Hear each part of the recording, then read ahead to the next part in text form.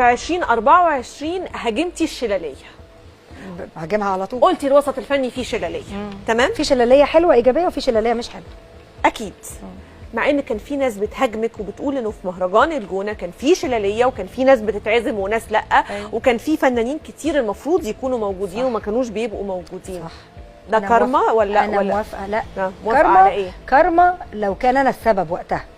انما بالنسبه لي بالعكس انا موافقه على كلامهم. وقتها انا كنت في المنصب ما اقدرش اتكلم احتراما لمنصبي ولزمايلي وللناس وحاجات كتيره جدا وانت في المنصب ما ينفعش تقوليها. تمام. يبقى ضعف، يبقى بتعلقي شماعات وانا مش ضعيفه.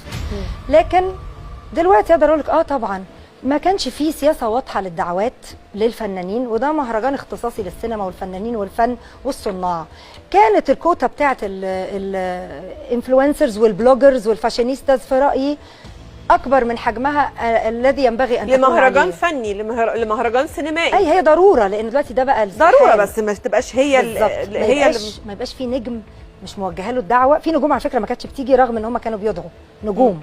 ما جوش ولا مره. مين كان ما بيجيش؟ نجوم كتير قوي من نجوم. احمد عز، امير كرارة، لا نجوم الصف الاول.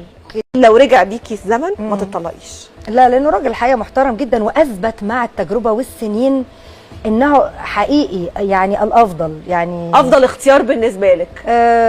افضل زوج. لا الانسب ليا، لكن الافضل صعب قوي تقولي وفي ثلاثه. الانسب هو الافضل، خلي بالك.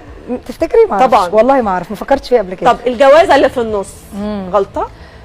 لا مش غلطه، لا كانت بالعكس كانت حاجه حالمه كده من الماضي، يعني زي نوستالجيا. والحقيقه هو من اكتر الازواج الحقيقه اللي قدم لي يعني وحبني، وبعزه وبدعي له ربنا يسعده في جوازته الجديده يا رب. ويكمل بقى فيها. الحب الاولاني بيتنسي ولا بيفضل محفور جوانا؟ نفضل نفتكره كده كل شويه. هو مين الحب الاولاني؟ استني كده اما اعد. انا مش فاكره مين الحب الاولاني.